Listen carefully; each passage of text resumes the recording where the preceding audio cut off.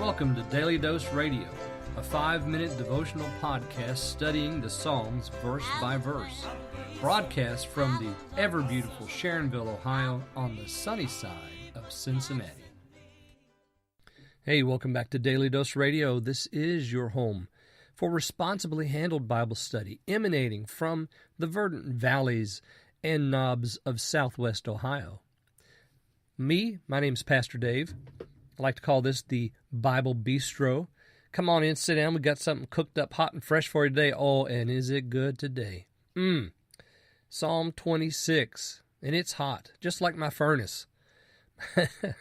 We just turned our furnace on, and it's getting cold here in Southwest Ohio. It's not as cold as it is in other places further north, I'm sure. It's not as cold as it is in Cleveland or Detroit or Menominee Falls or wherever you might be up north, I'm sure. But for us here in Southwest Ohio, it's getting chilly.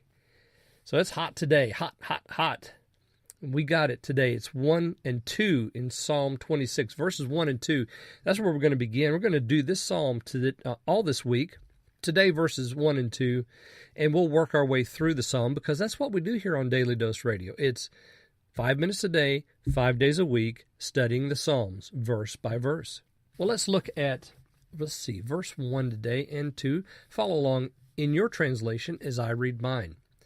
Judge me, O Lord, for I walk in my integrity, and in the Lord I trust. I will not slip. Examine me, O Lord, test me, refine my affections and my heart. We have here in these two verses some very interesting ideas. And we're going to look at, actually in the first two verses, 5 important verbs that sort of set the stage for everything else that's going to happen in this psalm. You'll notice that he says right there off the bat, Judge me, O Lord, for I walk in my integrity. What exactly does that word integrity entail?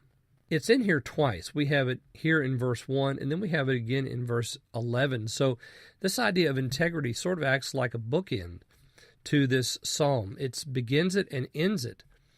This is also the same word that we have with Holy Job, when in verse 1 of chapter 1 and in verse 8 of chapter 1 and in verse 3 of chapter 2 in Job's book, we have the Lord saying of Job and the writer saying of Job that he was perfect. Well, that's the same word that we have here translated integrity. It doesn't mean that he's sinless and that he has perfection in that way. It means that he's complete. He keeps his integrity.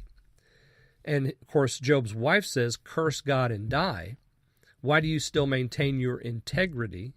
Curse God and die. Well, that's this idea that blessing God and living is maintaining integrity. And so the psalmist says, judge me in my integrity. So he's asking for God to do something. And we ask ourselves the question, what's going on here? Why does he ask for this integrity to be judged? What if we were so serious about our devotion that we prayed this way? What if we were so serious about our devotion that we didn't trust ourselves? You see, because that's what the psalmist is doing here. He's saying, you judge me. I walk in my integrity. I trust in you, and I know I'm not going to slip, but verse 2, examine me. Examine me, O Lord, and test me. Now, the word test there is Abraham's word. That goes back to Abraham's testing, chapter 22, Genesis. The Lord tested Abraham, and that's when he told him to take Isaac, his only son, his beloved son, and take him to the mountaintop and sacrifice him. So it's a test. He's asking for the same thing Abraham had. Why? Because he can't trust himself. He thinks he's walking in integrity, but judge me, examine me, test me is a humble man's cry.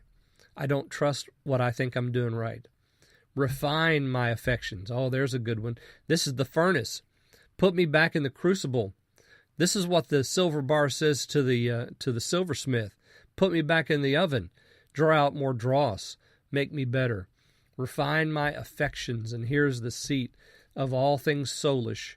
This is where the struggle happens, is in the affections and in the heart. All right, join me again tomorrow. We're going to look at verses 3, 4, and 5, and we'll see the fifth verb there that really sets the stage for this psalm. Come join me on Daily Dose Radio. Thanks for listening to Daily Dose Radio. I'm David Smith. The music today has been performed by the Bluegrass Experiment. Thanks again for listening. I'll see you next time on Daily Dose Radio.